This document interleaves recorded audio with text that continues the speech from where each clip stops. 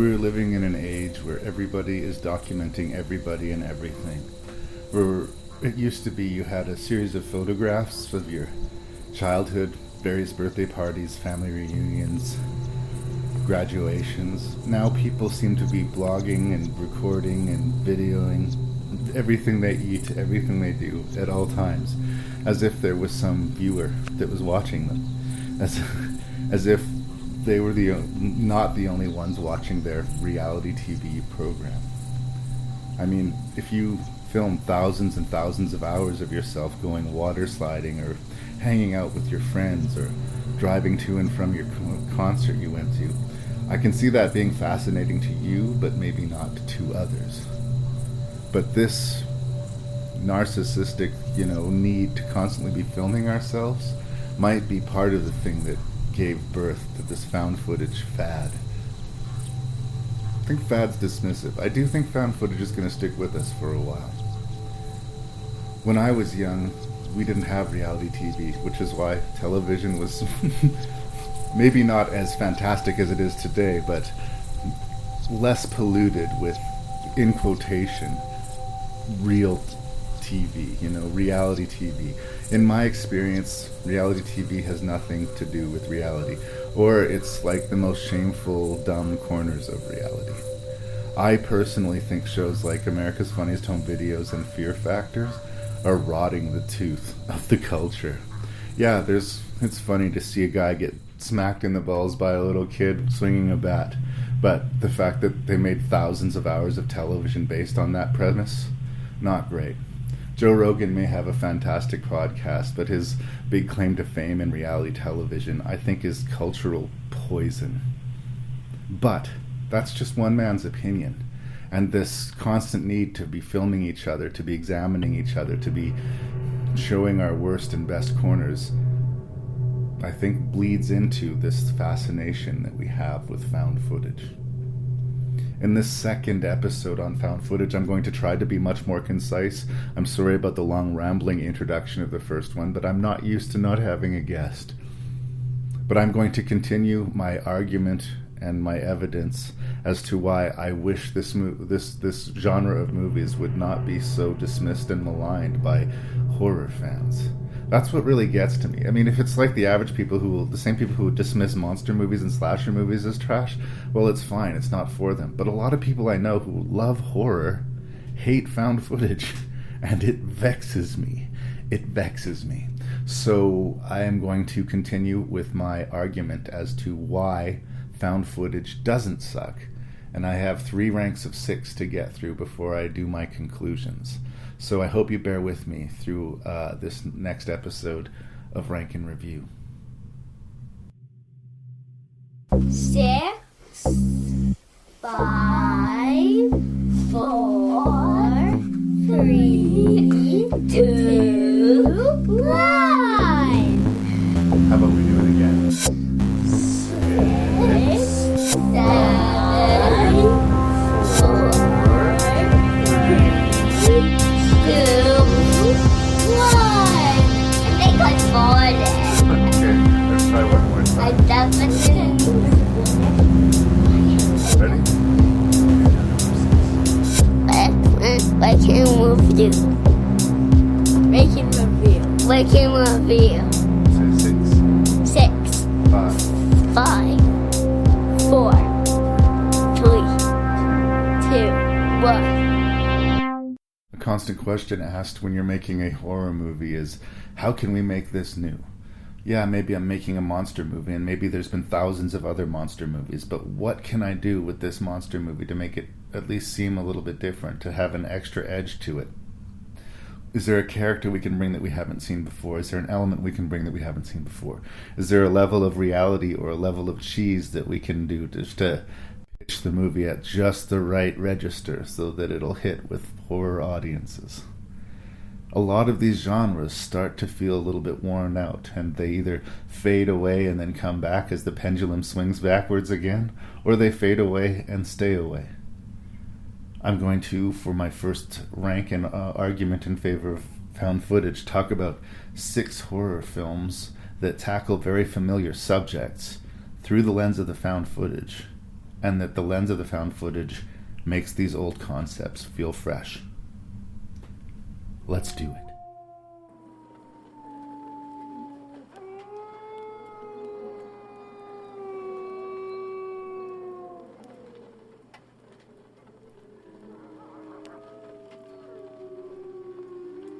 Those wolves are really freaking me out. They sound closer than last night. I know, right? Jesus Christ. Man, something's got them worked up. I know, he sleeps through this. Carl? It's like a lullaby to him. Shh. Listen. What? They just stopped. Maybe now we can get some sleep. What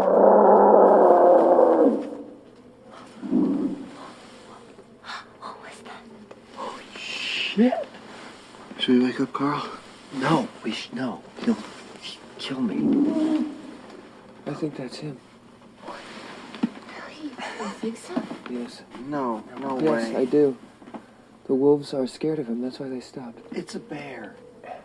The Frankenstein Theory is a 2013 found footage horror movie that has the unlikely premise of a group of filmmakers trying to prove that Frankenstein, or at least Frankenstein's monster, is based on a true thing. They are going to travel to the northern wilds of Canada to meet all sorts of crazy, eccentric people and hunt the elusive creature. It is utterly preposterous in its premise, so points to the filmmakers for keeping a straight face through the whole production. The actors take it seriously, no matter how much the premise stretches credulity, and for some reason that kind of makes the movie charming for me. I mean, the credibility of it is A, the fact that he thinks that Frankenstein is a true thing, and B, the fact that they're going to go out and they're going to find him on their first try. No one's been able to see or capture Frankenstein for all of these years, but these group of filmmakers are going to get there. But the movie has this weird, wonky quality to it that the strangeness of the premise kind of sets you off balance, so that when things start to get creepy, you kind of get hit offside by it. You don't expect it to sort of start to work on you the way, for me at least, in a few scenes it actually does.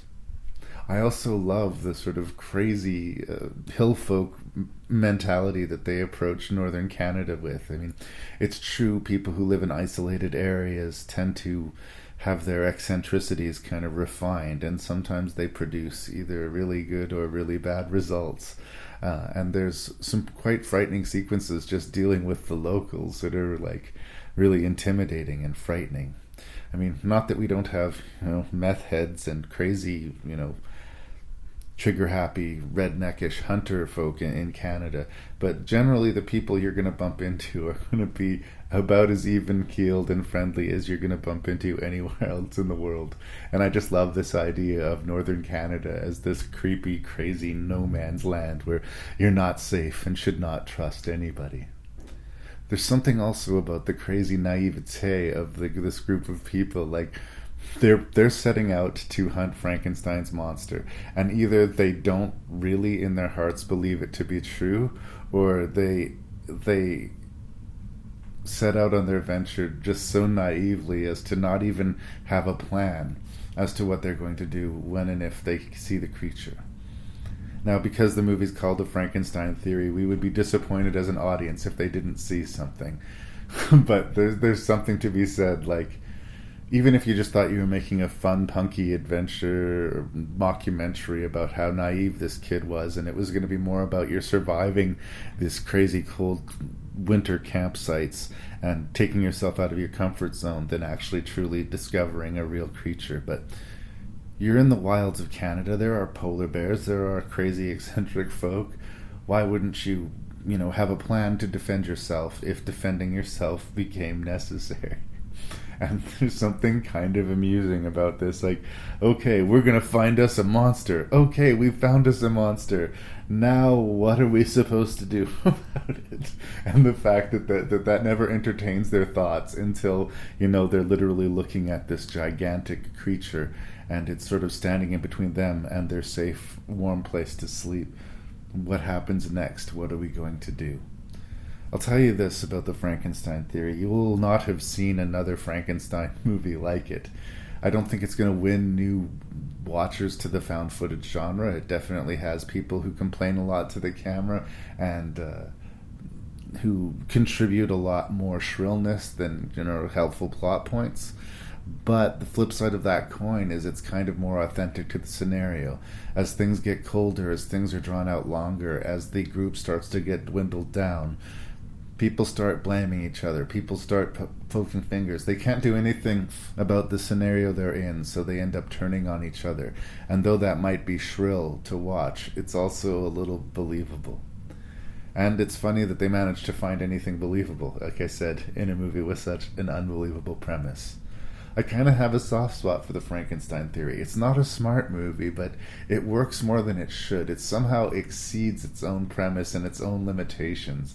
And for me, I think it's kind of amusing. It's a worthy watch. I mean, it's nothing to get super excited about, but if you're intrigued by the premise, I would say give it its day in court. Wouldn't it be nice to think that Frankenstein monster was just wandering around the Arctic, keeping to his own self? It didn't work out with people, so he's flying solo. But like I say, it's sort of like the Patterson Gimli Bigfoot footage. One of the most famous bits of, quote, Bigfoot lore is that this guy who claimed to have captured this footage, and he was telling people that before he set out on his journey, I'm off to the woods to take pictures of Bigfoot. And off he went to the woods, first try, there's Bigfoot. I mean, it's hard to believe. It's hard to believe. And in this movie, it's also hard to believe. And yet, I think we would be disappointed if they didn't find their Frankenstein. Find him they do, but to what end? No! Shit, dude! Fucking dick, man! Mr. Sasquatch! Can I suck your hairy cock? Holy fuck. We should get inside. Holy shit. Go. Let's go. Come on. Go.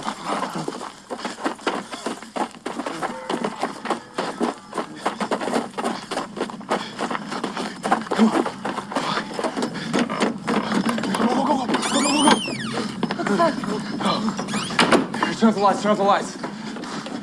Get the lights. Todd! What is that? I don't fucking know. There's something out there. There ain't no fucking animal, man. What the fuck is it? I know what it is. Shut up.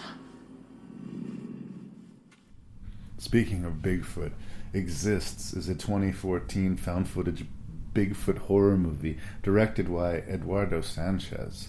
Eduardo Sanchez is one half of the creative team that brought us the Blair Witch Project, so found footage is not something that is new to him. It's interesting, in the previous episode on found footage I talked about Willow Creek, and that was the much more restrained, leave the beast in the shadows, what would it be like, what's the experience, psychological, that building fright. Exists does not play in the same way, even though it's a found footage movie, and even though it's a found footage movie about Bigfoot, Exists wants to show you the creature as much as possible. In fact, if anything, that's kind of maybe the flaw in the proceedings. It's about a group of kids who are in remote Texas woods to make sort of extreme stunt videos. They all wear GoPros and they have bicycles and jump ramps and do all these impressive feats in order to make themselves famous on the internet particularly. But unfortunately, on the way up, they inadvertently hit something with their car, which turns out to be a little Bigfoot. And the little Bigfoot's parents are not super happy about this. And some terrifying vengeance comes falling down on this group of thrill-seeking kids. Again, your classic setup of a bunch of kids going somewhere they shouldn't, messing with things they shouldn't, and paying a tall price for it. But I think the fact that the camera always manages to be the right place to see the action sort of starts to work against the idea of this all being captured found footage. But the energy, the excitement, the thrills and chills of the movie keep the momentum going fast enough that I think it's a really good time. I mean, it's got some conventions of the found footage genre, as I can keep on saying, but I think that the reaction to what's going on is fairly credible. I think that the behavior both by the survivors and by their adversary, for the most part, makes sense. And if it's messing things up, it's just because it wants to be too generous. It wants to give you more than maybe the construction of the shots should allow you to see. But it's sort of Bigfoot fun, and it's not a repetition of the Blair Witch Project. Again, I think Blair Witch was about restraint. Exist was about, putting the pedal to the metal, making a scary monster movie and not keeping the monster in the shadows, just making you scared and intimidated by that monster. And I think it's largely successful in that degree. I mean, does it have people saying turn the camera off? Yes. Is the camera in the right place at the right time all of the time? Yes. But it's a really quick, 81-minute horror movie. And I think the fact that it moves so quickly and that it keeps its pedal to the metal lets you sort of forgive anything that's sort of flawed. Any flaws that come by are something you have to stew over, something you sort of think back on, or maybe when you revisit the movie, you sort of say, does that 100% click?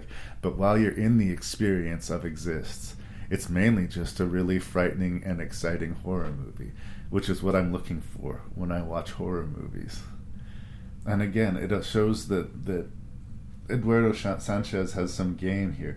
Just because he made 2 found footage movies that are set in the woods, are they the same movies? No, not at all.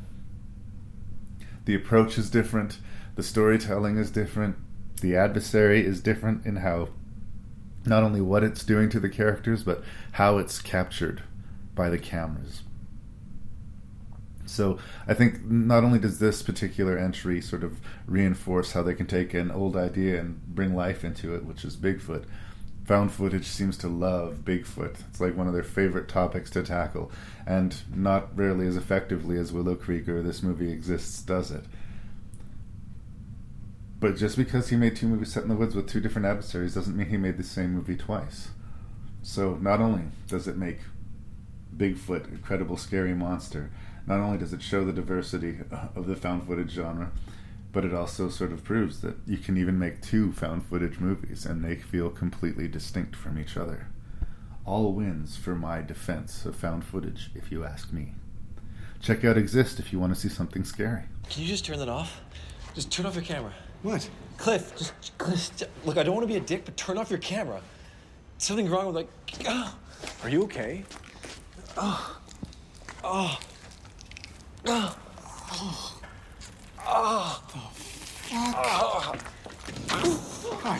what are you doing? Don't stop pulling! Derek! Did I just blow my eye? What the? Did I just blow out my eye? Oh my God, your eye! Oh, Jesus Christ! Afflicted is a 2013 found footage vampire picture. And there's few things to me that are more exhausted than the vampire films. Like, it seems increasingly that they don't have a lot new to offer as far as the seductive sex and violence of the sort of Dracula figure. I mean, the directions that they've been kicking doors down in lately in it for vampires has been more to the Twilight or the, romantic Anne Rice vampire, which is not typically my bag. I like a vicious adversary. I like something that's scary, that's aggressive, that wants to eat me, not, seduce my teenage daughter. So I find myself personally in the place with vampires that most people are with zombies, whereas I just can't get that excited about a vampire movie. But then there's this Canadian movie, Afflicted, where 2 filmmakers decided, they'd come up with, somehow managed to get like $300,000. They were going to go on a year-long world tour, basically vacation, and document it and, do video blogs to document their year of fun and hijinks. But then they thought, well, that's a fun idea. But if we're going to spend all this money and shoot all this footage, well, why don't we build a movie around it? Why do we not stick with that exact plan, except for also make a movie? And it touches upon, yes, one of the two becoming afflicted with this strange vampiric illness, and the very quick and horrifying changes that manifest in him. But it's also got the added ripple of he's got a friend with him who can see the changes and react to them in a ways that he is not, and that they're in foreign places, they're in a foreign land, they don't have immediate ways of getting help, or there's a barrier between them and the apparatus around them that would maybe be helpful. So there's a lot working against them. The vacation goes from being fun to being highly troubling fairly quickly. I really do recommend Afflicted. This is one of those movies that I got super cheap, and it sat on my shelf for quite a while before I got around to watching it. But the night came, and Afflicted overperformed. I also really need to compliment the special effects within the film. It does have that tactile, handheld, some would say cheap feel of a documented film, but the special effects and the slow transformation that the main character goes through is quite impressive.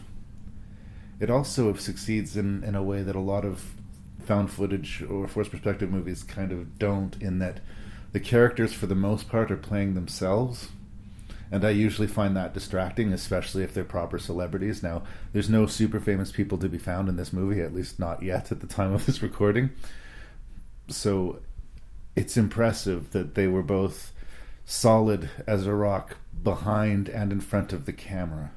There's a recent, actually quite interesting horror movie called The Endless, where the writer and director are also the stars of the movie, and it's also a very low-budget affair. And I keep wondering, did they choose to cast themselves because it saved money, or do they really, like spinning several plates at once? I kind of believe, just from my limited experience working in film, that the task of directing the film will keep your hands full. If you want to put yourself in a scene, I guess you can do that. But make sure you're the right person for the part, because you don't want to be distracting. You don't want to jump out of the film. You don't want to, put everything to a stop just because of your vain choice that you want to be in front and behind the camera. People like Kenneth Branagh, and it kills me to say it, but Mel Gibson do not come along all of the time. I don't think it's easy to direct and star in your own movie. So I'm always really impressed with the Danny DeVitos of the world and these, actors who can manage to do that. Because for me, the plate is very full, and the level of stress, especially in a low budget film, because, there's no take two a lot of the time. You have to really have your shit together. And in my opinion, Derek Lee and Cliff Prowse have their shit together, and they deserve an audience for their film Afflicted. Thank you so much for meeting me. Yeah. Did you have a hard time finding the place? No, not at all. Great. This place has been on the books since the late 70s. Pretty much anything old or outdated gets thrown in here. I was throwing away some garbage over the weekend and just saw it sitting in the drawer. Somebody must have thrown it in here and forgotten about it.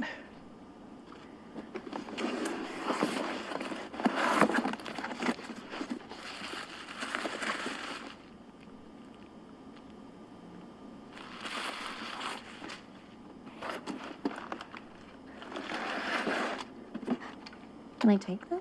Oh, it's yours. On March 13th, 1997, an occurrence known as the Phoenix Lights took place. A bunch of lights were spotted in the skies over states of Arizona and Nevada. And thousands of people saw it. Thousands of people saw it. Now, some of the descriptions do vary, but police officers saw it, poor people saw it, rich people saw it, civilians saw it. Like, the amount of witnesses is very, very compelling, and the amount of interest in people investigating the witnesses and trying to get to the bottom of it suggests that the powers that be did not have an immediate answer that they were satisfied with. It's a really fascinating piece of UFO lore. I remember hearing someone describe it as if it was a huge patch of the sky itself started moving separate from the rest. Or, some people said it was V-shaped lights, but all of them, patterns of lights in the sky moving slowly across the horizon. This is used as a launching point for this found footage film from 2017 called Phoenix Forgotten. And I quite like it. I think I think the premise of it is really interesting. I've always found that incident to be fascinating. I'm not a big UFO guy, but when that many people see it, and when the response by the government seems to be equally crazed and confused, it tells me that something was in the sky that night. What it was, or what kind of anomaly it could have been, who's to say? And Phoenix Forgotten, I guess, may not have a lot of answers for it, but I guess it's one of those things where it was such a bewildering mystery. It was fascinating for a while, but because no answers presented themselves, it kind of disappeared. And it seems like a lot of people don't know about the Phoenix Lights. So Phoenix Forgotten seems like an appropriate title. It uses the night of the Phoenix Lights as sort of a launching off point, where the main character's little brother catches video footage of the lights and becomes fascinated by it. He and a bunch of his friends go to further investigate and make a documentary about it, and end up missing. Now, most of the movie is done documentary style, with this girl trying to figure out what happened to her brother, showing us the footage that he shot, showing some of the footage that was recovered from his expedition. But it's interesting to me that the movie sort of shifts gears. Mild spoilers for Phoenix Forgotten. At some point in the narrative, she gets a hold of what looks like half-melted camera and is able to remove the tape out from it. And via watching it, gets to see exactly what happened to her brother and her friends. And when the film lets us see that, it turns from faux documentary into straight found footage. So we see not just her journey to find out what happened to her brother, we see the discovery of what happened to her brother, and then her decision of what she's going to do about it. I don't know, from an approach standpoint and from the subject matter, I was most of the way there for that movie. Now, maybe if you don't find this particular event as interesting, you might not have your foot in the door quite the way I did. But between the different tracks it took on its approach, and between the fairly compelling and, I think, believable performances given by a comparatively younger cast, I think it works way more than it doesn't. And it sort of reopened this can of worms for me. Like, what were those Phoenix Lights? My mother spends the winters, because she's smart enough to get out of Canada during the coldest part of the winters. She stays outside of Phoenix, Arizona, and I hope that no little green men are coming to visit her. Also, strange subnote. I mean, what is it with these little green men in alien abduction case in sort of strange borough locations?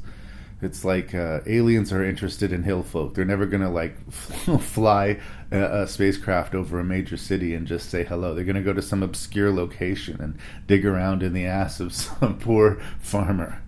And what is that about? Why are people so obsessed with anal probes and whatnot? For the record, Phoenix Lights does not get into anything that specific, but I think that the whole idea of alien abduction or aliens sort of studying us would be less ridiculous and more intriguing and frightening if they took that ugly component out of it. I don't know what that has particularly to do with the Phoenix Forgotten, but I do encourage you to check it out. It is not your average alien picture. What is this? Hello, Dr. Kessel? Just relax, please. Everything will be fine.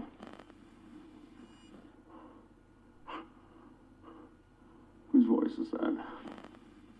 They can see me. They can see me.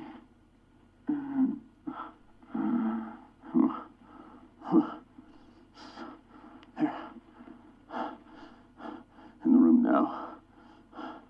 I can hear them. I can hear them. It's all gone away. It's all gone away. You hear them? It's all gone away. So you want to get spooky, kids? Well, let's talk about the 2013 film Banshee Chapter. It's interesting because it's almost a Lovecraftian horror movie, but it's also really intelligent in that it sort of folds in the Project MK Ultra fiasco from the United States. If you don't know about it, it's basically a series of experiments that was conducted by the CIA or some branch of the American government on American citizens, a lot of which were technically illegal, and they were trying to find ways of mind control or to sort of beat through your defenses for interrogation techniques. They would put these chemicals in people and it would totally screw them up, make them extremely, extremely stoned, and it would sort of melt their ability to, lie, or it will just make them very open and expressive and more easily manipulated, easily controlled, or easily convinced to give evidence that they otherwise wouldn't. There's nothing really not horrible about that. But there was also some creepy things that came out of it. How much of it we know is true or isn't, I guess we could say. But the idea that this movie is knocking on is that certain chemical compounds that they messed with actually opened a door so that people could see things. The creepiest idea of this is the idea of these entities that apparently several different people who were subjected to these experiments talked about, described, and talked to with remarkable consistency as to what these things looked like, how intimidating they were, the reaction to them, and how that became a motivating, terrifying element in getting them to spill their beans or willingly become mind-controlled. Did they actually see something? Have they broken through? There's an H.P. Lovecraft Stuart Gordon adaptation called From Beyond, which is a crazy, over-the-top sort of sex and violence romp, but that posits that we can open other dimensions by hitting a certain tone on this, manipulated tuning fork. The idea that there is a world all around us that we can't see but is nonetheless very much there. And just because we don't see it doesn't necessarily mean that it does not see us. So what the movie is a bunch of different people who are either affected by these experiments or fascinated by these experiments and either ingest these chemicals themselves or go to investigate the source. There's a little bit of a named celebrity in the cast with Ted Levine showing up, but I gotta say the movie and the concept behind it are really, really troubling and disturbing. And I do think it's an interesting movie to watch. It's got some good scares to it. Full disclosure, though, I think there are sequences of the film where the found footage gets a little vague, where I'm asking myself, wait, who's holding the camera right now? How are they getting this footage? To the movie's credit, it's so tense and consistently crazy and weird that a lot of the times you're not really thinking about that with the camera and whatnot, but I was trying to watch with honest eyes these found footage movies, and I gotta call it when I see it, and there's times where the Banshee chapter cheats. Not so much that I would throw in the towel for the whole movie, because, like I said, the amount of fascinating subject matter and genuinely creepy scenes that you get, I think are worth the few flaws that come with the package. Banshee chapter kind of slipped under the radar for a lot of people, and if you haven't seen it, I encourage you to check it out. Much like a lot of the films that I've talked about on this list, it's not for everybody. But as far as mad scientists or the sort of paranoid genre or the attempt at knocking on the other world suggested at H.P. Lovecraft, this is one of the best of its kind that's come to mind in recent memory. So check out the Banshee chapter. You guys making a movie? A documentary, actually. How's it going? Good, I like documentaries. Okay. Oh, good. We're looking for the Sweetser Farm. Can you help us? What's your name? Reverend Cotton Marcus. Nice to meet you. Nice to meet you, too. The Sweetser Farm, please? Yours?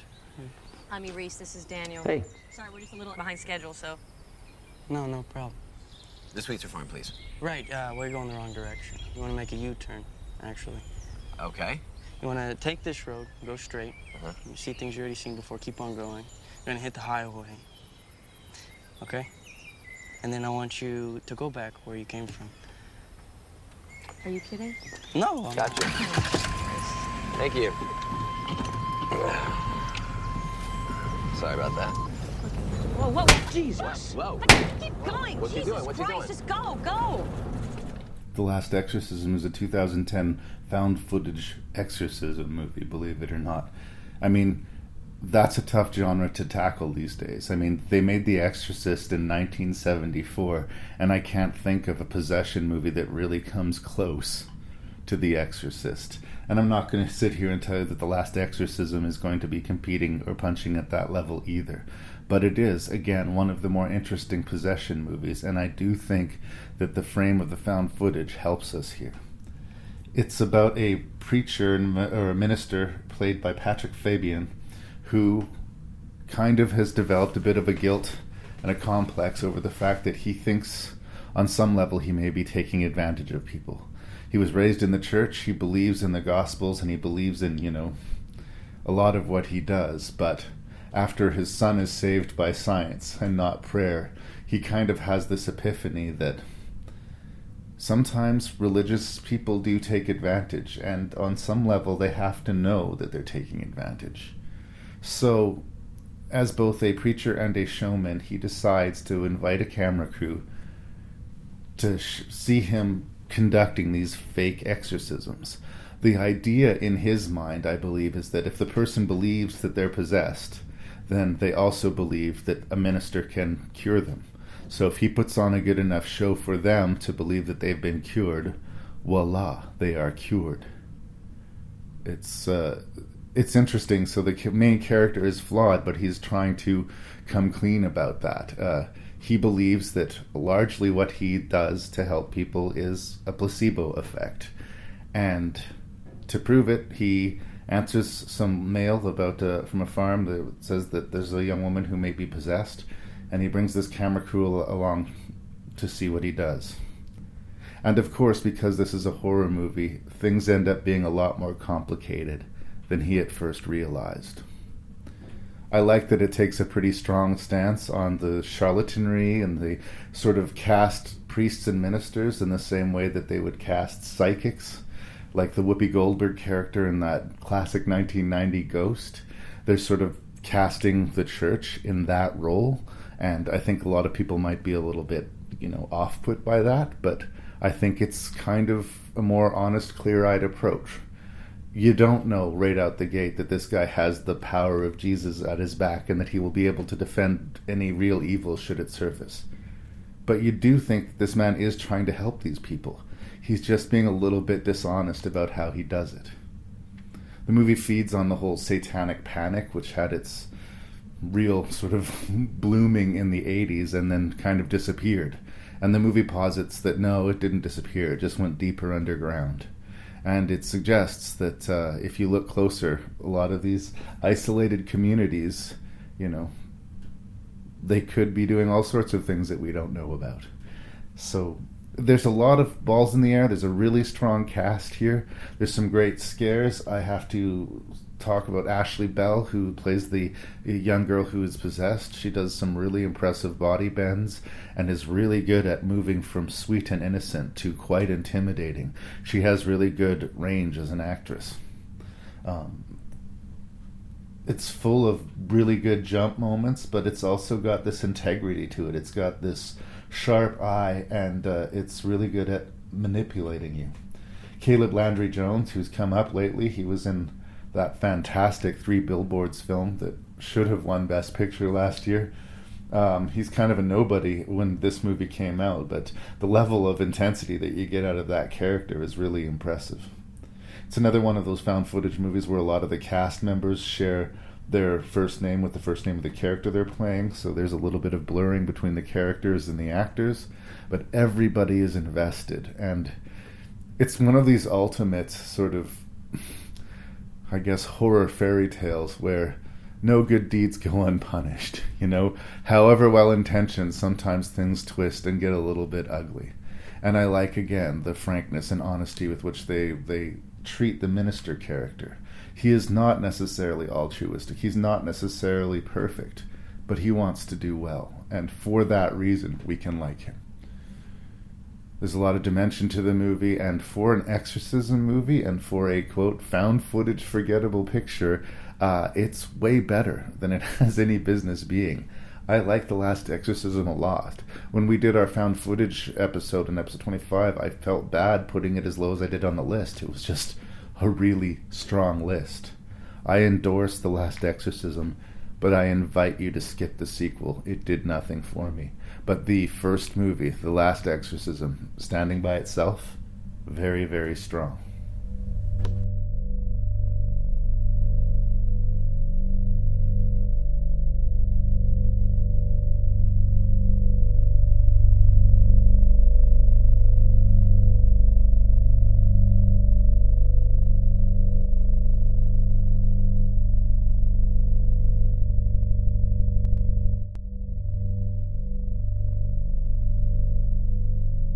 So now I want to talk about some of the fallout that happens if you're one of these people who just dismisses an entire subgenre. I mean, even if you're not really big into it, I can understand just bumping into Blair Witch or Paranormal Activity and getting to see them anyway. But if you actively avoid it, I don't think you're going to see a lot of these really interesting titles. So what I want to do now is talk about 6 found footage movies that I think people missed and that don't quite have the noise around them or the reputation around them that maybe they should. Again, these are all highly personal choices, and again, I seem to be much more forgiving of the genre than most, but I picked these 6 for a reason. Again, not that they're all super happy movies, but they're not excessively grim. Again, because found footage covers every genre, I'm not that big into, say, torture porn. So things like the Poughkeepsie tapes or Megan is Missing doesn't do it for me. Although I understand that there are people out there that have that taste, that really like something excessively grim and ugly. But again, not for me, but I give every movie a chance. But there's a reason that those types of films weren't included on this list. Don't touch it! What are you? Only the Nazis would think of something like this. Throwing dead people together. Giving them knives for hands. It's insane. Come in. Oh, don't be shy. Simple mechanics, engineering. Each one is still alive.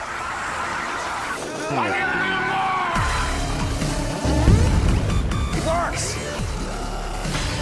You're insane!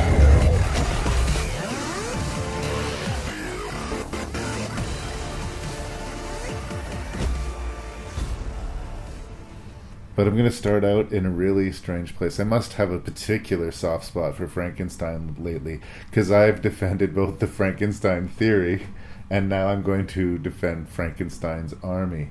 2 found footage movies. This one less implicitly about Frankenstein's monster, but about a Nazi scientist building an army of Frankenstein's monsters to help Hitler win the war. And just to give you an extra layer of separation, it's about a Russian troop of soldiers that stumble upon this Nazi warehouse or scientific installment, whatever it is. So it's also in German. And it's all being documented by the people who are there at the time, which is, of course, the least credible thing. I think that the approach might have been a mistake. I think because of how outlandish the design of the creatures are, they wanted to just sort of tease them and show them in ways that will leave you wanting more, which I actually do. I respect that approach to a monster movie. But it's a lot to deal with the shaky camera and the subtitles and the madness of the premise. But the design, you guys, the creature design in this movie is awesome. It feels like it's been torn out of some crazy first-person video game, only, you're not in control of it. You're sort of just helplessly swung along in it. But no, is it particularly credible? It should be super grainy and black and white and if this is really credibly footage shot at the end of the Second World War, I mean, you gotta swallow a huge pill. But if you're a monster movie fan and if you're into something that's, out there, it's weird to recommend a movie that I think is an uphill battle. It's a little bit of work. You gotta kind of want to go where this movie is leading you. And I appreciate the monsters. I appreciate the ambition and the size of the story they're trying to tell. And it's an ambitious period Russian found footage Nazi zombie movie, and I guess there's not a lot of those, and for that reason I kind of respect Frankenstein's Army. Again, this one's a little bit for the more hardcore, R-rated monster fans. There's some grim fates. And again, this is the type of movie you can't fight at all. If you're gonna sit there arms folded and ask the hard questions and say that's fake, well, you're maybe the wrong audience for it. And I understand sometimes there are films that just push your particular buttons too far. I've thrown my hands up in the air in other movies, and I completely understand people doing this with Frankenstein's Army, but it's hard to explain, you guys. You know how there's sometimes movies that are just so strange and so odd that even though you're not fully on board 100%, you just kind of want someone else to go through the experience? Well, that's kind of what's happening here with Frankenstein's Army. I mean, it's not amazing. The production design is amazing. The creature design is amazing. The execution is kind of flawed, but check it out. Check it out, you guys. It was a whole different world back when I was in the game. How so? Well, I had a good portion of my success in the late 60s, 70s. Back then, it was about quantity of work. How many jobs can you fit in a year? How many places can you hit? We didn't have all this preparation these guys use today. But the good ones do, anyway. That's true. There's always been hacks out there. People mucking it up. One-hit wonders who make a bloody mess of some sorority somewhere, get killed or arrested, and never put it together again. Makes it bad for all of us. It just cheapens it. Behind the Mask, The Rise of Leslie Vernon is a 2006 faux documentary found footage origin story of a slasher serial killer. I was talking in the previous movie, The Frankenstein's Army, about how you sometimes ask to swallow a big pill, and if you can swallow that big pill, the rest of the movie should sit comfortably, but you just got to get that one down. This movie sort of takes place in a world where every slasher franchise you've ever seen really happened. There is a Freddy Krueger in this world. There is a Jason Voorhees in this world. I believe they mentioned Chucky in this world. Every now and then, some supernatural force of evil cements itself to a person and they go on a killing spree, and this happens. It's a thing that takes place. If you can accept that premise, then I think you can go with the movie. It's got its tongue a little bit in its cheek, and it's sort of smiling and winking for most of the movie, but to its credit, it does play legit horror in the third act. It does try to actually give you the thrills that you come to see. And by the time those thrills come, again, if you go with the movie, you will have liked the characters enough that you give a shit about what happens to them. You care about their fate. Kind of sucks a little bit more when things go to the left. The idea is that there's a documentary crew following this Leslie Vernon, who's a wannabe. He looks at the Jason Voorhees of the world as like someone to look up to aspire to be, and they're sort of attempting to document him, sort of forming his origins and making his persona and setting up all of the genre cliches that he has to meet in order to play the role of this supernatural killer. He needs an adversary, he needs a virginal victim to pursue, he needs a cool origin story, a remote setting that the kids can go to where he can make his first big splash, and then disappear, go underground for a little while so he can pop up again for a sequel killing binge.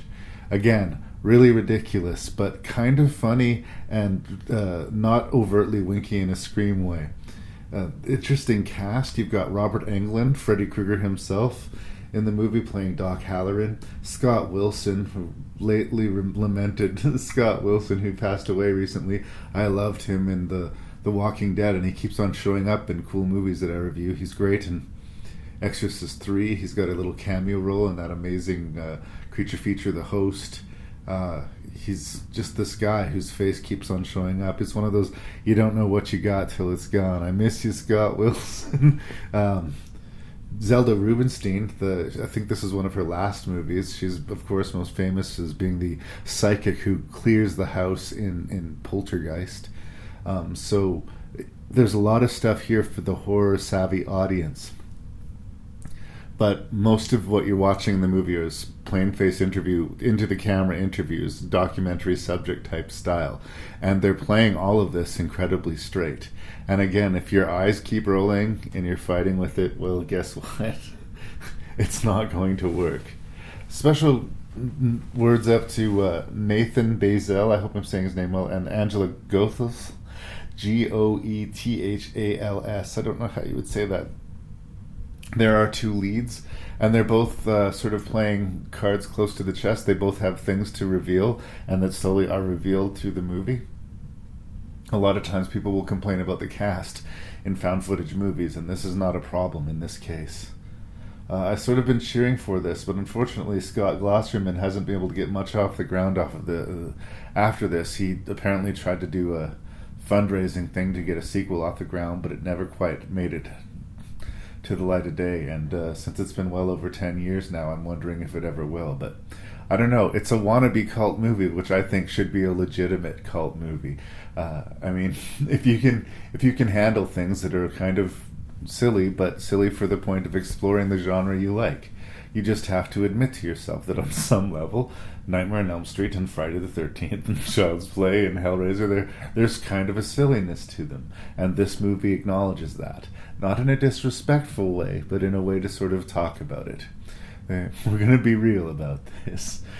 If a world existed in which these things took place, what would the rules of said world be? It's sort of like when I was a kid and I was fascinated with the Muppet movie and kind of wanted a world in which the Muppets really did exist. If you could call a cab, and then when your cab pulled up, it was being driven by a big puppet bear. I like this world. I'm intrigued by this world, but I recognize that it's ridiculous.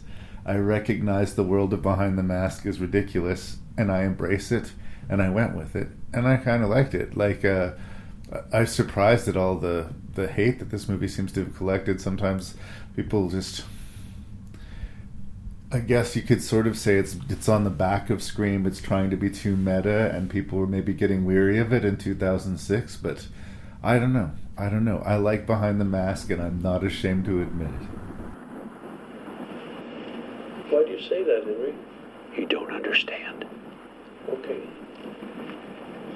I see what's happening. At work. I can't help you if you don't tell me what you think is happening. I can't tell you. What are you so afraid of, Henry?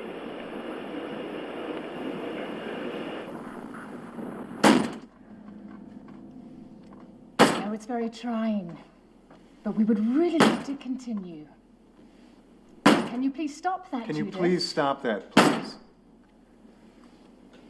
We'd really like to continue. We had about 10 different degrees between us, including 1 in medicine, 3 in psychology. We knew that was not normal. The Atticus Institute is a 2015 found footage horror film. And it's a really good what-if story. And that's what good horror movies a lot of the time tend to be to me. It's just a good what-if scenario. It's set in Pennsylvania in the 1970s, or at least the footage we're looking at is supposedly taken from the 1970s. It's set in a psych lab, and the doctors at this institution have all slowly or not slowly become convinced that they have a patient who is legitimately possessed. So convinced are they that the government has taken an interest, and they've started to document I guess crude experimentation and interviews with this woman. They don't know quite how to deal with her. The footage has that suitable grain. The period is fairly familiar, but well reflected. William Mapother is one of the main cast members. He's kind of a recognizable actor. I guess I've talked already on how that can sometimes be a work against a film, but I was able to get past it. He has that good 70s shaggy hair, and I think maybe the more nerdy people like me might recognize him. Other people will just let it sort of flow through. But yeah, I think it explores fairly effectively how the powers that be would react if they found someone who they believed to be legitimately possessed. I think the movie also sets up, and I'm just going to mild spoilers for the first bit of the Atticus Institute, but one of the instigating things that gets our main characters interested in this sort of supernatural exorcism woo-woo phenomenon, they find out to be a fake. And I think it was a kind of smart narrative choice of the movie that all of the doctors were on their heels because of them being historically kind of humiliated. So some of them didn't want to believe it anymore, some of them flatly didn't believe it anymore, but it was going to take a special case to convince everybody. The lead actress, I'm going to murder her name here, Raya Keilstead. There's a lot of extra T's and D's in that. She is really interesting in sort of playing this hand of not going too over the top with an idea of a possession or an exorcism type of movie. That's sort of the other interesting thing about the Atticus Institute to me. Anyway, although it has some of the tropes of it, it's not an exorcism movie. It's a sort of more of a movie about how people would react if they were legitimately confronted for the first time with something supernatural. And I think it's quite interesting. I mean, again, it's got found footage tropes, but I like these sort of medical trial things. There was a similar case with the Banshee chapter, when we were sort of seeing people either experimenting on themselves or experiments being documented by these mysterious figures in the background. How some people will fall apart when their worldview is so radically shattered by something they can't deny by their naked eyes. There is a horror to that largely goes unaddressed. Spielberg did kind of the aw shucks wonder approach, like in Poltergeist. The idea of seeing a ghost was almost awe-inspiring and wonderful, and this one goes more to scary and traumatizing. So check out the Atticus Institute. Who do you think you're dealing with? I'm sorry? Do you think this is like a painter or something? You have no idea what you're dealing with. This guy, you don't know what he's capable of. And he's still out there. He's sending these things out to innocent people. And we don't know why, or we don't know, nobody cares, nobody's doing anything about it. You got no idea what these things do to your mind. What do you mean? They get inside your mind and they explode. Mr. Jones is a 2013 psychological horror found footage feature, and it's a different one, not very widely known. I don't think it's one of the more obscure titles, I'm guessing, of the ones that I've been listing this last while. It's about a couple who move out into the wilderness initially to do a nature documentary, but it becomes kind of a fear thy neighbor story. Also sort of an interesting approach on how do you find somebody who's trying to remain mysterious and aloof? Well, you find them by not looking for them. You find them by accidentally moving next door to them. The couple, while out and about shooting things, start noticing some strange, creepy, scarecrowish looking artwork here and there, and then just openly trespass on their neighbor's property after a bunch of suspicious sightings, and start to suspect that this is this Mr. Jones figure, an infamous 70s sort of pop-punk artist. Imagine like a supernatural satanic Banksy. He would create these weird works of art and then send them to people, and the sort of cult around him said that there was some weird energy or bad vibes to some of the work, which of course added to his mystery and the fact that nobody knew what he looked like or where he worked or how he was, how he did his thing.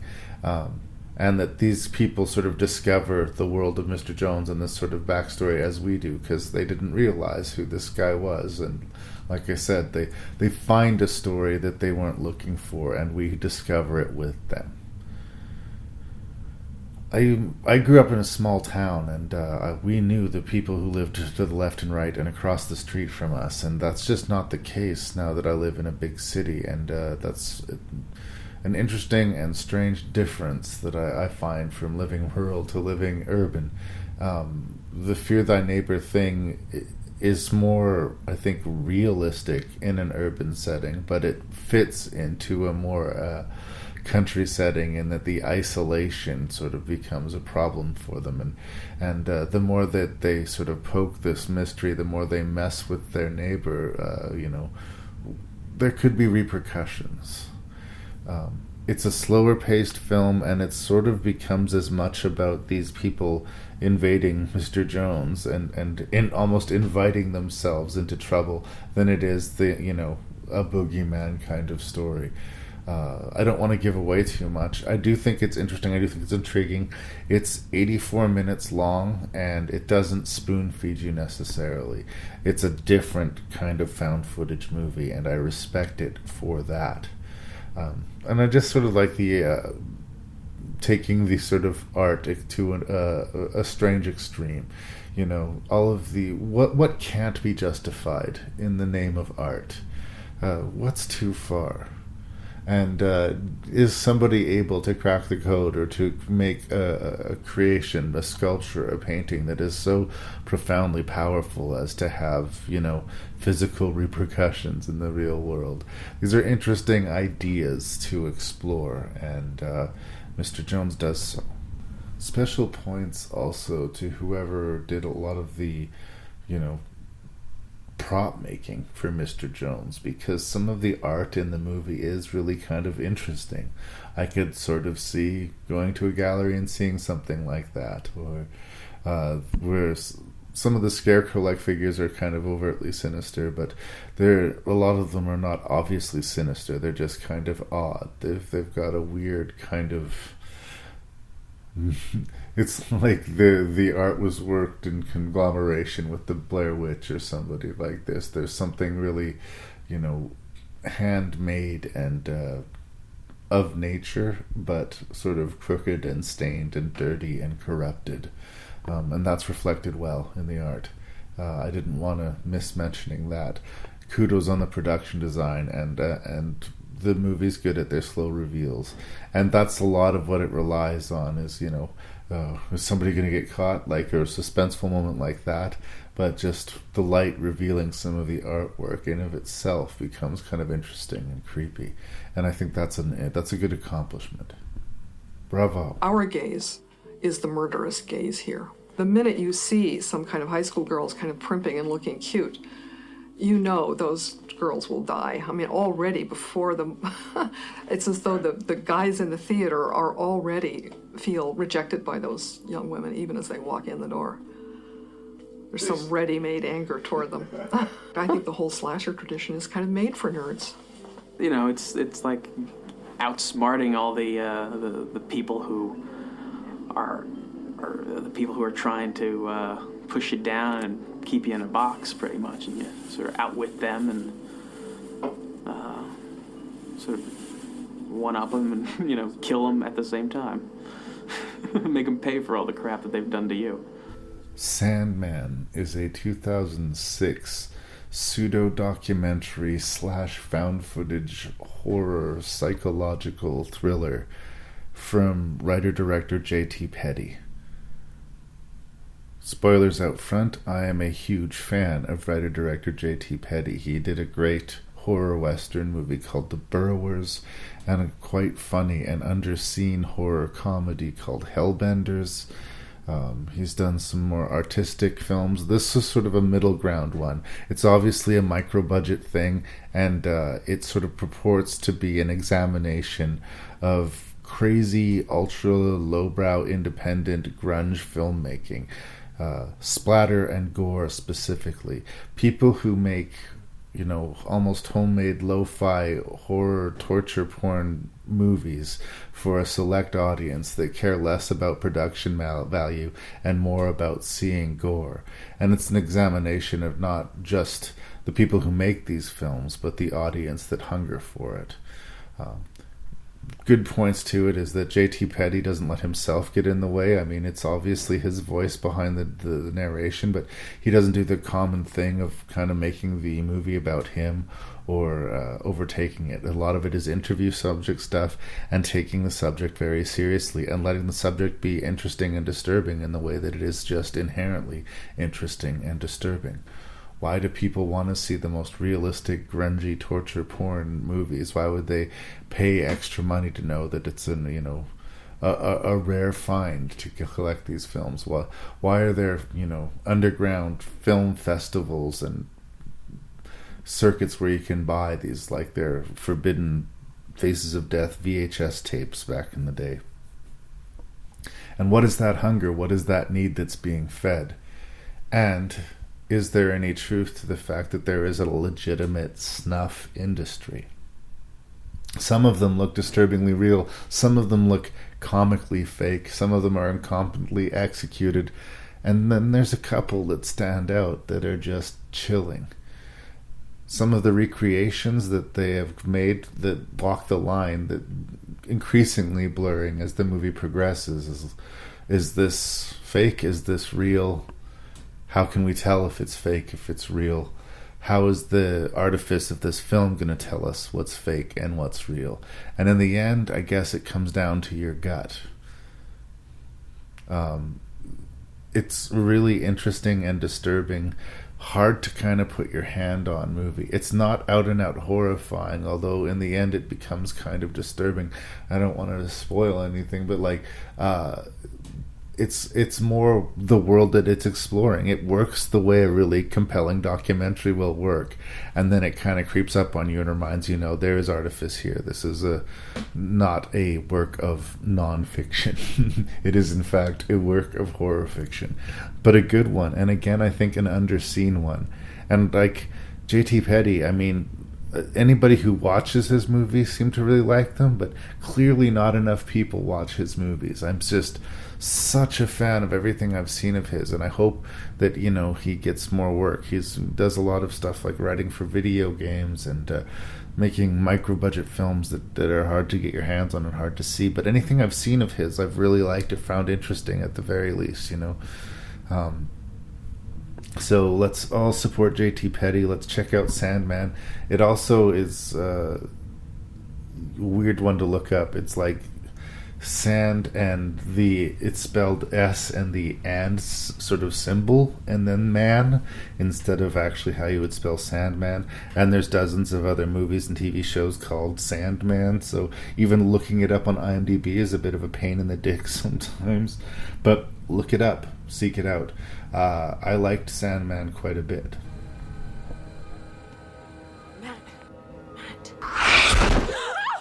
Oh, Jesus. I'm sorry. Danny, there's someone upstairs.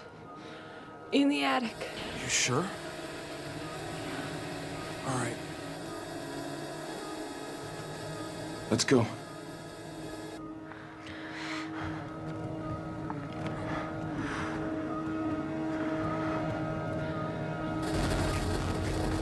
It's coming from up there.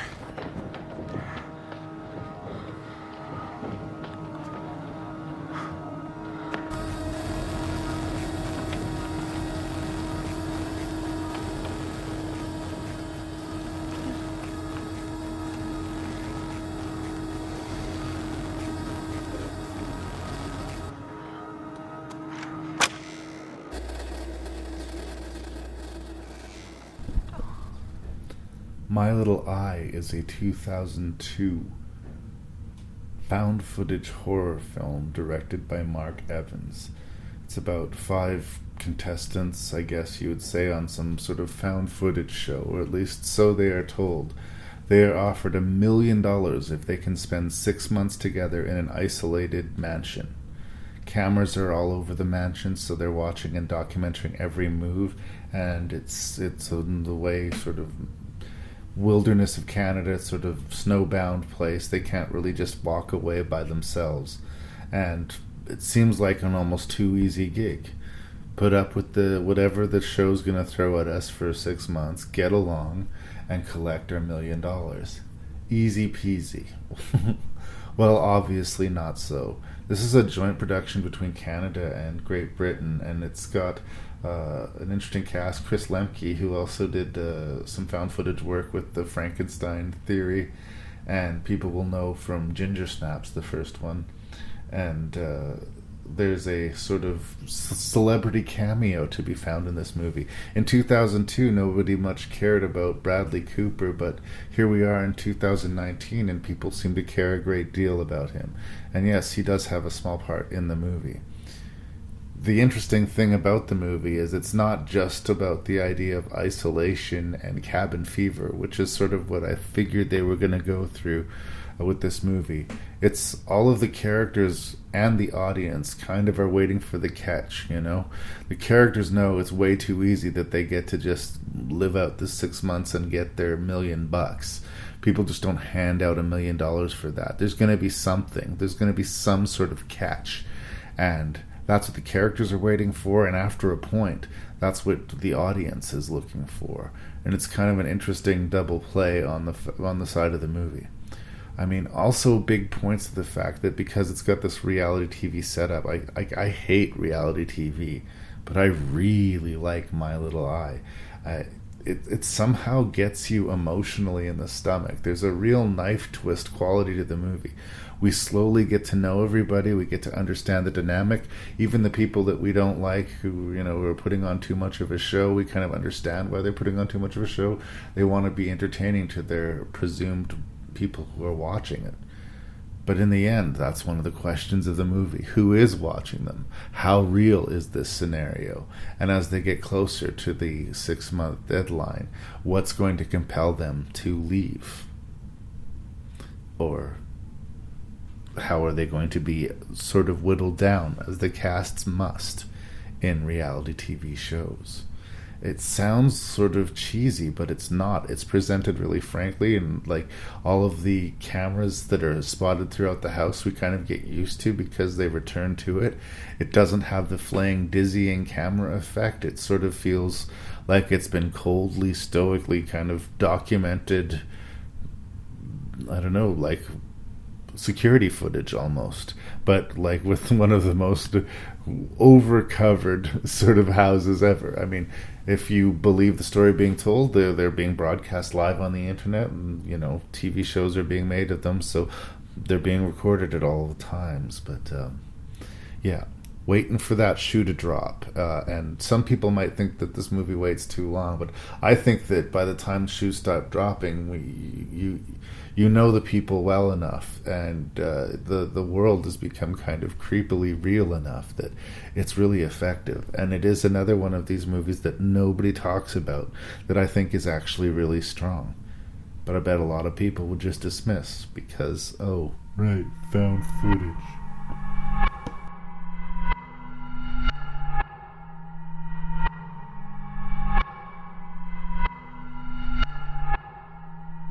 So right there, kids, is 6 more found footage films that people might have missed. And I could list many more. I mean, coulda, woulda, shoulda. There's plenty of more found footage movies that I find interesting. It wasn't hard to make this list. Things got kicked off of it. So, I mean, write me. I'll give you some more recommendations of good found footage if you want it. But that's a smattering of found footage that I worry people may have missed. So, to finish my arguments before my final sort of summation, I have one more list to make, and these are 6 really strong, I think, not just recommendations, not just things that I find interesting, but 6, I think, very strong entries in found footage. These ones maybe more people will have heard of, but again, this whole 2-episode podcast rant is about me selling found footage to people who seem to be unwilling to it. There's some sugar to help this medicine go down. They're not all uphill battles. So one more rank, you guys. Bear with me.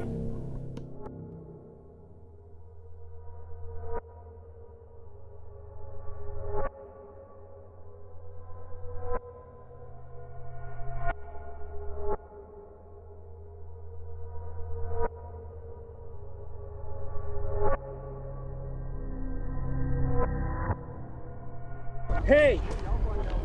Give me all your money. Oh, what? Who is that? Doesn't matter who it is. Just give me all your money, or else. Or else? Shit, man. Shit, man, is that Andrew? It sounds kind of like Andrew under there. And you got Andrew's broke-ass backpack on. Oh, you got a gat? I got a gat, too. Dude!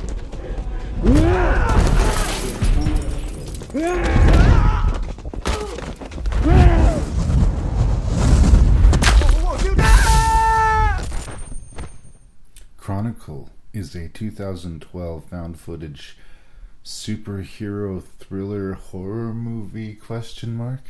It kind of covers a lot of ground in a little brief period of time, and it's a really, really strong found footage movie. It's about 3 high school friends who discover a glowing orb underground, something that fell from the sky presumably, and are given incredible superpowers, incredible strength, the ability to fly, the ability to do all sorts of crazy things.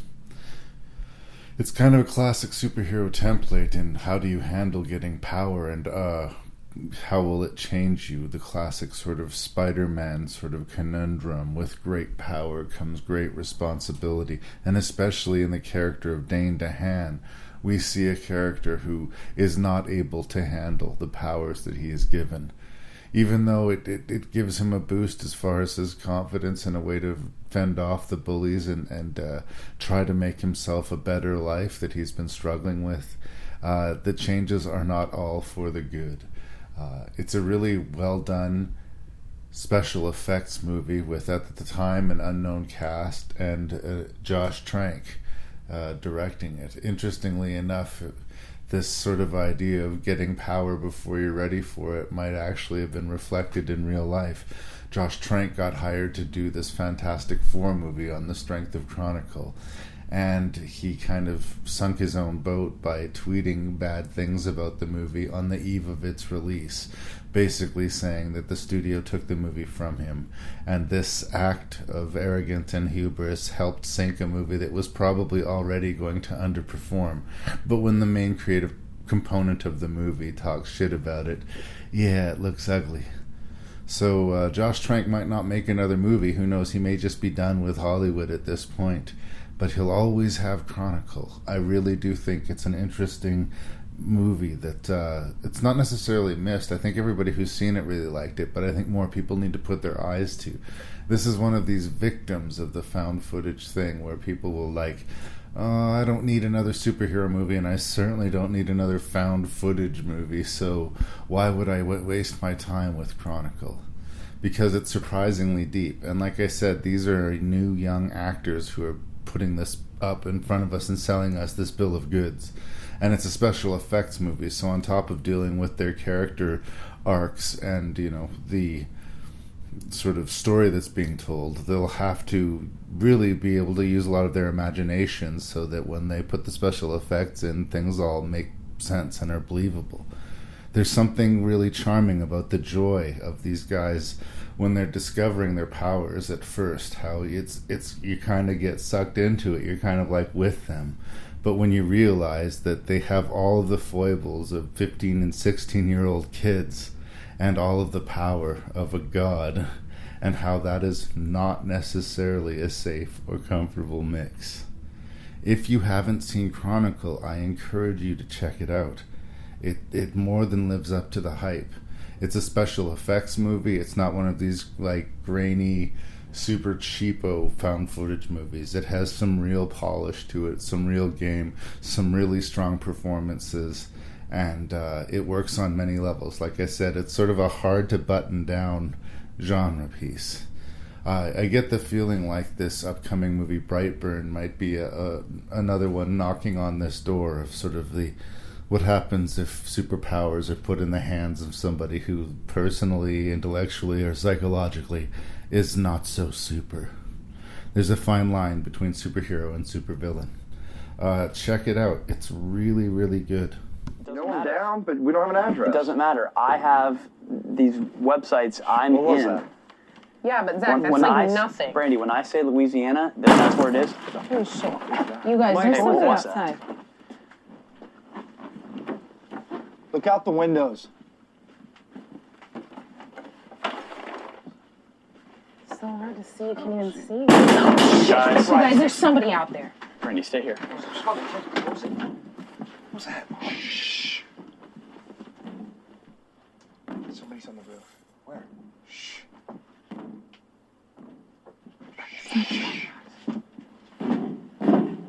Jeff. Be quiet. Shut up. Shut up. Holy shit. What just happened? Bobby, get it. Jeff, why is the power out? Is the door locked? Is the door locked? Yes, it's locked.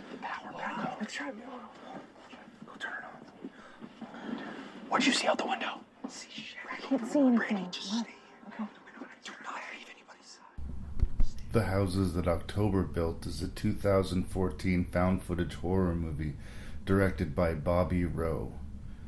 It's about a bunch of thrill-seeking friends who decide they want to make a documentary on haunted houses, and not real necessarily haunted houses, but the designed you buy a ticket, we will scare you haunted houses that spread out all over Canada and the United States for Halloween.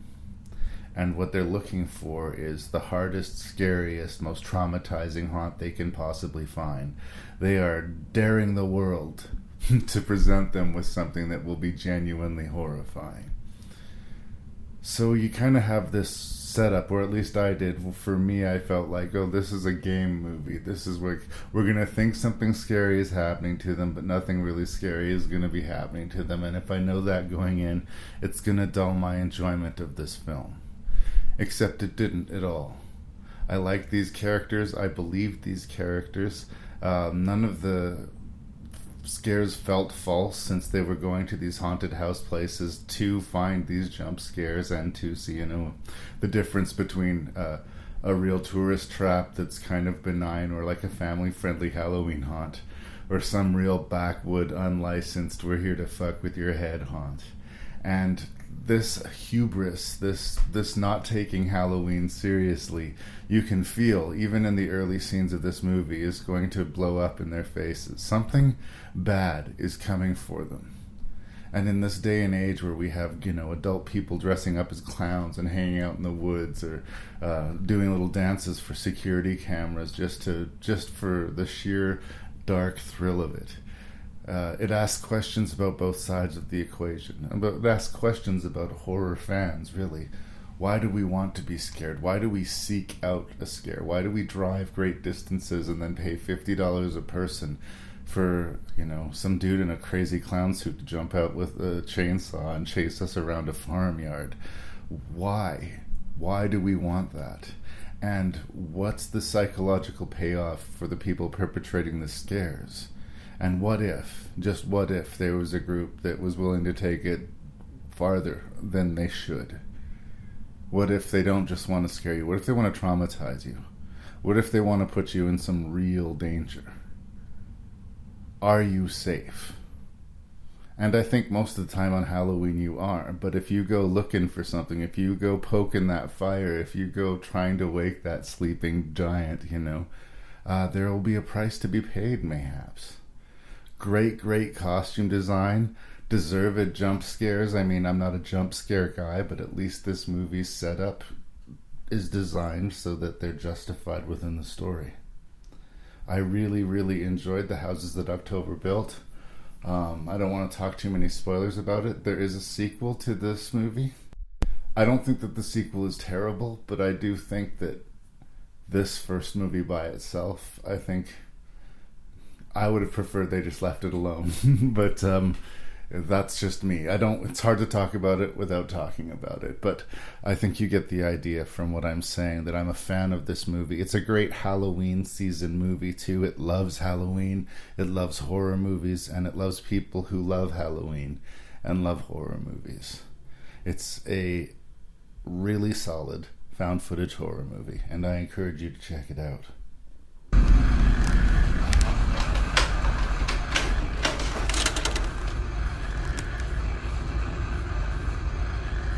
Larry.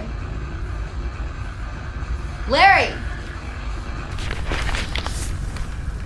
Wait, keep your voice down. What? What's wrong? Nothing. I just watched something really weird. It couldn't have been real. Okay. Is there anything on the computer? I'm cloning his hard drive now. It shouldn't take too long. Here, look at this. Tape is the final link for me. I know a lot of you have posted that it only affects you if you play it in a correct sequence, but I've been experimenting. Is this the kid? Yeah, that's him. The whole purpose of this two-part lecture on the benefits of found footage films, was to try and get across to you the diversity that is found within this sort of approach to film. It's not all the same movie. And the best argument that I have, at least in this last rank, I think, is VHS 2. I know I didn't mention the VHS franchise in the introduction or in any way yet, but there's 3 of them so far. They're all posited on the idea of their collected VHS tapes of grim fates that either were documented by the people perpetrating them or by the victims themselves. And the idea is you can collect these VHS tapes, and if you watch them in certain orders, that they affect the people who view them psychologically. They drive people crazy. The first VHS probably wins the most points for having the 2 scariest isolated segments. And the third VHS maybe loses the most points for being the most out there, kind of loose with their own concept entry. But the sweet spot, the clearly best as far as there's no weak stories and not overstaying its welcome of the franchise, is VHS 2. And it's got some really talented filmmakers here. Simon Barrett and Adam Wingard, the guys who did the new version of Blair Witch and who did You're Next and the Guest, have basically the wraparound segment and the Phase 1 clinical trials, which is about a guy who gets a new eye implanted in his head that lets him see more than he anticipated and more than maybe he wants. Jason Eisner, a Canadian filmmaker, has an absolutely batshit insane segment in the movie called Alien Slumber Party, and that's pretty much exactly what it is. Like, there's kids having a slumber party and aliens show up and fuck it up. And a lot of it is shown from the point of view of a camera tied to the family's dog. It's completely out there. But again, completely fitting within the movie because Gareth Evans, the man who brought us the Raid franchise and the absolutely ugly Netflix thriller Outlander, he has this segment Safe Haven about a documentary film crew sneaking their way into a cult right in the middle of some sort of real serious business they got going on. Their timing just couldn't be worse for them, but couldn't be more thrilling for people watching the movie. And then, since I mentioned the rest, there's actually a segment done by Eduardo Sanchez. He of the found footage films exists, and of course the great grandpappy of the found footage genres, the Blair Witch Project, shows up to do a first-person zombie film. It's mild spoilers for the series, but this character who's wearing a GoPro gets infected by a zombie, so we get to see a zombie POV. It sort of reminded me of like a hyperkinetic version of this micro-budget British movie called Colin, in which we sort of anchor with a zombie and follow him around. Whereas that movie is ambitious and low budget and maybe overstays its welcome, this movie, this little micro-zombie movie in the middle of VHS 2, is completely crazy and, a lot of sort of could be even groan-worthy sort of comedic moments at the amount of stuff that happens within this few minutes of film. But I think it's a lot of fun. I think the whole movie's a lot of fun. Diverse directors, diverse stories, diverse approaches, and the weak link really for this whole thing is the wraparound. Anytime they're not in one of the stories, I might get to the next story. But that's the only real complaint I have with VHS 2.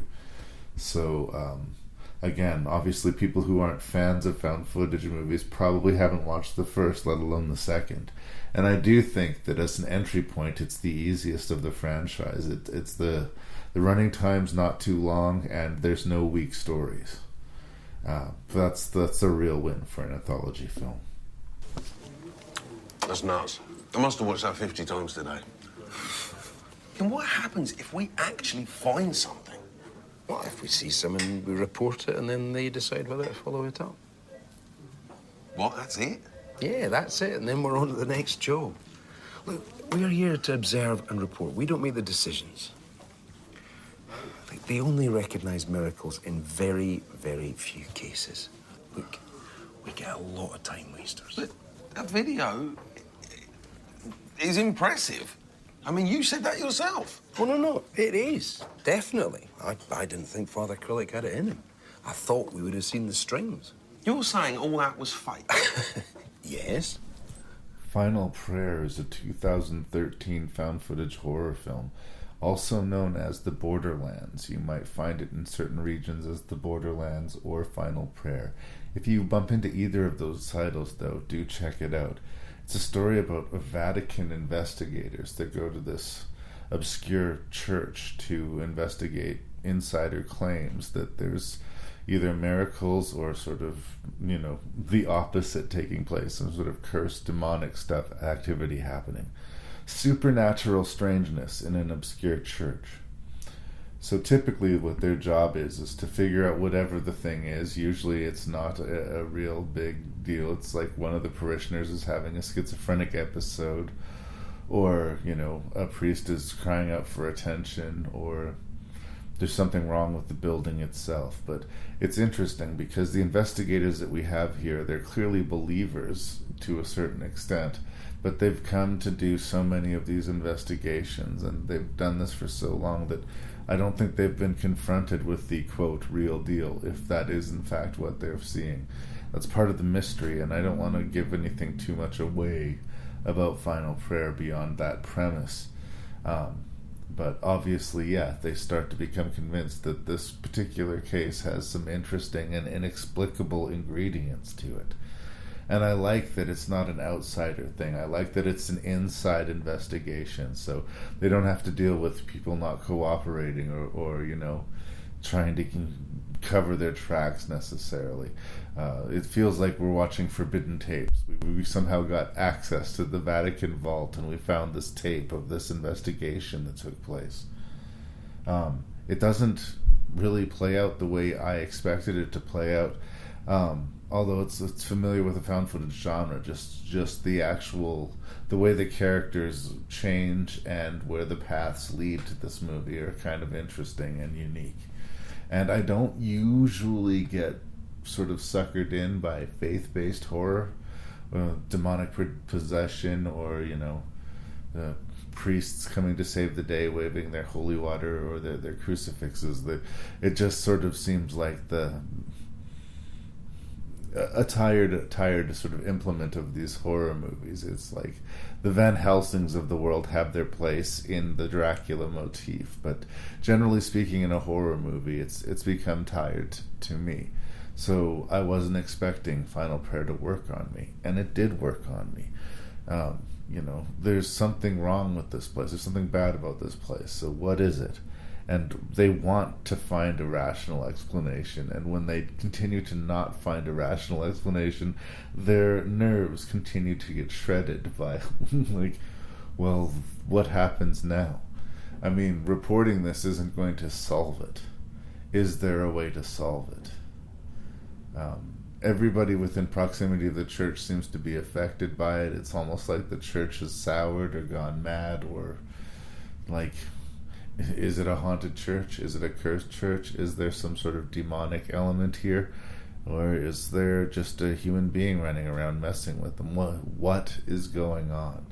And the mystery remains compelling. And it's not a familiar one. I don't think a lot of people, especially this is a British movie, a lot of people this side of the ocean have seen it. I surely don't see it mentioned as much. So check out Final Prayer and or The Borderlands, because it's got a quality to it. It sticks with you. What's going to happen is you're going to feel a pinch and then a burn, and I need you to not move when you feel that pinch, okay? Here we go. Okay, here we go. It's almost over. Okay. Don't move. Don't really good.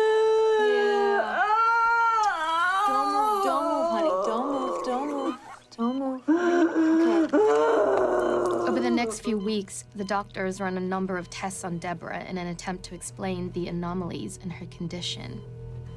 Despite the painful procedures, the examinations raise more questions than they answer. A disturbing infection has occurred, resulting in an inexplicable scaly quality to Deborah's skin. Has she been around any heavy metals? Dude, she does garden, you know, I don't, we don't have poison oak Fertilizer, or poison ivy. do you use pesticides? Make the vertical line of the T with the white blocks. Okay, Deb? Take your time. I can't. I just want to see you. Whatever you can do, whatever. Just try, Deb. Can you do that? I tried. There. The Taking of Deborah Logan is a 2014 found footage horror film written and directed by Adam Robitel. It's about an elderly woman who has Alzheimer's, who her daughter agrees to let a film crew document the condition, sort of see the progression or indeed degression of her mother's condition. The daughter's got mixed feelings about it. She doesn't want to exploit her mother, but she could use some financial help. These are university students, and obviously they find more than just mental illness is at work here. But there's sort of the double meaning of the title. Deborah Logan is being taken by a mental illness, but there's also something else going on. There may be a supernatural component. Is she possessed? Does she have another personality? Her illness manifests in increasingly troubling and creepy ways, and since the people are there to document her, the integrity of the perspective remains valid throughout it. And it is chilling. It's chilling because the acting is so strong, because we believe in and like the characters, and even though it is boxed into the convention of, the documentary crew forced perspective, there are things that happen in this movie that are genuinely surprising and that I haven't often seen. There's minor spoilers. If you don't want spoilers, please, skip ahead a little bit, but there's a character who, once he witnesses enough stuff, actually splits. He actually leaves from the movie, and you could argue that might have been the right thing to do, but very rarely do you see that happen. I believe in one of the Scream movies there's a supporting character who just says, you know what, I don't want to be messing with this anymore, and he walks out of the movie.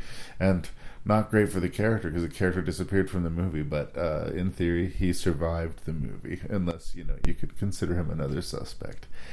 Anyway, The Taking of Deborah Logan deals with mental illness the same way that when I talked about in the previous episode M. Night Shyamalan did with The Visit. And it's a fine line to walk, because it is a little bit exploitative, isn't it? I think The Taking of Deborah Logan does it way better than The Visit does. And I think it's because the characters are a little bit more believable. And the movie's not trying to fool you. It's trying to keep you guessing, but it's not trying to fool you. And that's an important distinction. I have so much respect for everybody involved. The moments start small but get increasingly big. You don't feel like you didn't get your money's worth. It's likely a low-budget film, I'm not sure, but it doesn't feel low-budget. There's a lot of faces in the film, like I know you from something, but they don't jump right to the mind, so much so that it takes you out of the film. Sometimes having too big a star in these found footage movies kind of pops the bubble of the illusion a little bit. But there's also some places you can hear this movie called The Taken. For some reason it has two titles, but I have it as The Taking of Deborah Logan. And if you see it as The Taking, check it out. It's kind of a sadder sort of number in that the subject matter is on its face sad to begin with out the gate before, the creeps involved. So it's another really strong and troubling found footage film. So that makes it the 15th of January. Stuff started happening around the house. The noises in the roof. And sounds coming from outside the window and other movements that seemed to come from Ali's old room. So we rehung the door to Ali's room, and we got a pest controller to come in and check for termites. And it didn't help at all. The door kept slamming, and we still kept getting the noises from her room. There was just something weird about that house. It had a really strange feeling about it. I mean, I can't explain to you what it was exactly, but you go in there and you just have this bad feeling, like in your gut. In the number one position as far as a found footage, forced perspective horror movie that I can't recommend enough, and that I do think needs a wider audience, although it does have a cult crowd around it. It's called Lake Mungo. It's from 2008, and it's written and directed by Joel Anderson. And it's an absolutely devastating horror movie about family, about grief and loss, and about trying to solve a puzzle. And the more you come closer to finding the answers to this puzzle, the less maybe you want to actually solve it. But after a point, you've gone so far, and especially as a parent, it deals with parents who've lost a child. You want to know what happened. I think that however good or bad that would be, there's something inside the parent that would want to know what happened to their child. So yeah, during an outing, the teenage daughter of this Australian family drowns in Lake Mungo, and as the family goes to investigate the circumstances around and leading up to it, they find a lot of dark secrets about their daughter, and it exacerbates their already sort of grieving positions that they have. And the movie is a series of really smartly delivered reveals. It's got a very somber tone to it. The performances are absolutely compellingly real. There's something so naturalistic about it. It does feel like a genuine documentary. It's easy to get swept up in it. The horror fans in it who want the, thrills and chills to start going, the movie keeps on teasing you. You keep on wondering, are we going to get it? And then you think you've gotten it, but then maybe you haven't. It's so good at teasing you with information and remaining compelling and just breaking your heart with this broken family and them trying to move on and having their pain just sort of documented, and the pain of having the cameras on them, and how the acting here is not as easy as it looks. You're actually doing a pretty layered performance. Not only do you have your character and your character in a state of shock and in a state of grief, but you also have the other layer of you're just an average person and there's a camera on you. And for people who aren't used to being on the camera, something changes about it. People who are on this podcast that I have as guests, as soon as I hit record, I can feel tension happen for them. There's something just fundamentally changes when you're being filmed. So there's that whole strange spacey argument that the act of studying something changes it. It's things like that that gives that some sort of weird veracity. But Lake Mungo is an ambitious horror movie in that it's reaching right for your heartstrings. Few horror movies reach directly for your heartstrings. Sometimes maybe they back into it, or there's a character arc, or there's moments that kind of maybe appeal for an emotional reaction. But Lake Mungo almost lives there. It's a movie that kind of sits with you, that it feels like you've witnessed a funeral, or that you walk away with it in that somber headspace that you would when you walk out of a funeral. But it also sticks with you. It's tough. It's tough because it's confronting death and loss in a fairly frank and honest way. Far more honest than most horror movies. Number one, easily, comfortably, Lake Mungo. If you haven't seen it and you are interested in found footage, check it out. But bring a hanky, and you might need an antidote afterwards. Something funny to watch afterwards, or someone to talk to when the movie is done. Because I think it gets under your skin.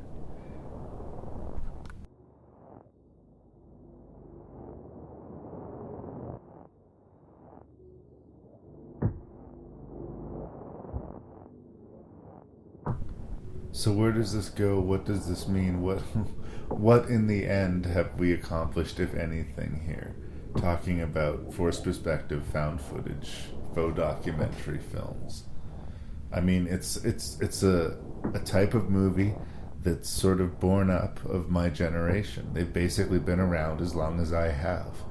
It's one of the only new film genres that has cropped up in my generation, and for that I take special interest in it, and I resent that it is dismissed. I mean, that's why I've spent 4 hours trying to defend it.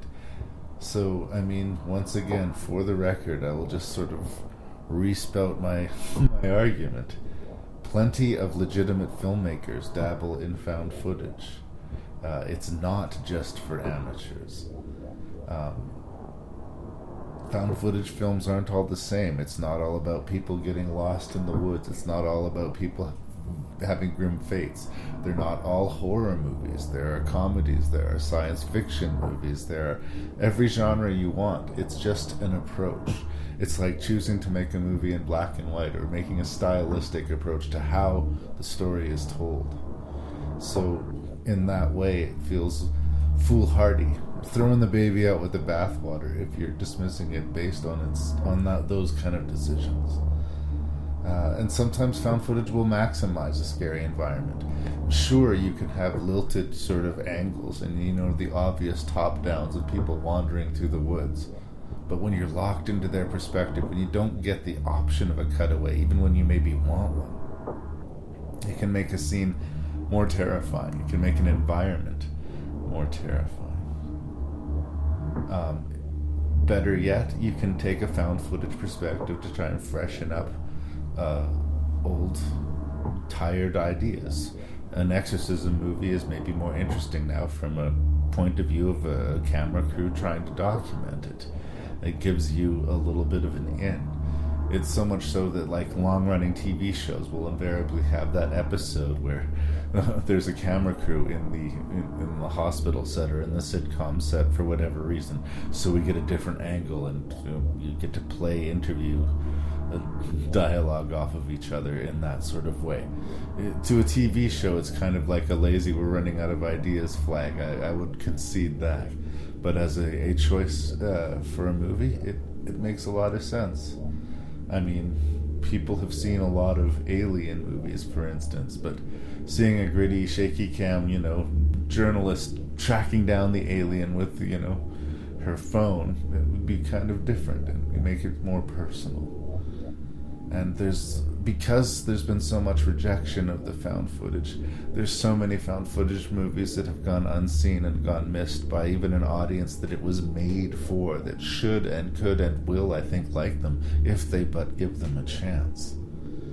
And I think with that last rank, I just came up with the 6th there that I would recommend that I think are really solid, but there's a lot to the left and right. Like, I talked about a lot of movies over these last couple of episodes, you guys, and there's a lot out there that I could talk about. And of course, there's a lot of bad ones that I kind of ignored because that would hurt my argument. And where we go from here, who's to say? But don't undercut the influence of these found footage movies. We see sequences in found footage and influence of found footage in a lot of movies, especially genre movies. They don't all necessarily have to be the whole kit and caboodle found footage, but there'll be that sequence where somebody gives a monologue into a camera, an apology into the camera, or they find the tape that shows a grim fate of somebody.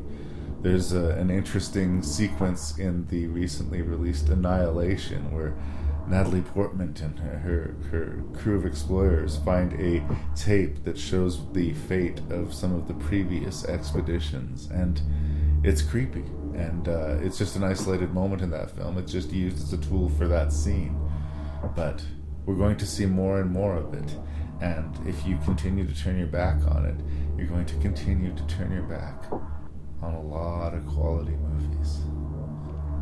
Thank you for bearing with me for this 2-part discussion on found footage. I hope I turned a few people around, and I sure hope I didn't bore you. We're going back to regular footage. We're going back to regular episodes of Rank and Review. I have watched way too much found footage. I've talked way too much found footage. And I'm going to benefit from having guests again. So there's a lot of good stuff coming up. We have horror fantasy, we have westerns, we have blaxploitation. So keep on listening to Rank and Review. And thank you so much for indulging me in this experiment.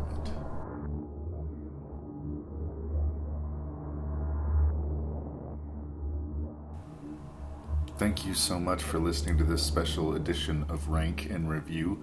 I am, as always, your host and random Canadian Larry Parsons. And if you have any feedback for me, you can send it to ranknreview@gmail.com. That's ranknreview@gmail.com. You can also throw us a like on the Facebook page or a comment there. I will personally read those ones if you go to the Facebook page. And if you like Rank and Review, I suspect you will also enjoy the Terror Table, so I encourage you to give the Terror Table some of your time, because those guys know what they're doing, and I'm on a very recent episode of it where we review a dark song, so you get a little Rank and Review crossover if you listen to the current episode. Thank you so much for listening to Rank and Review. Your ears make you my friend, and if you have another movie nerd in your life who you think will like Rank and Review, you would be doing me a real favor if you told them about the show. Thank you for listening to the podcast, and please keep doing it. We got good things in the horizon.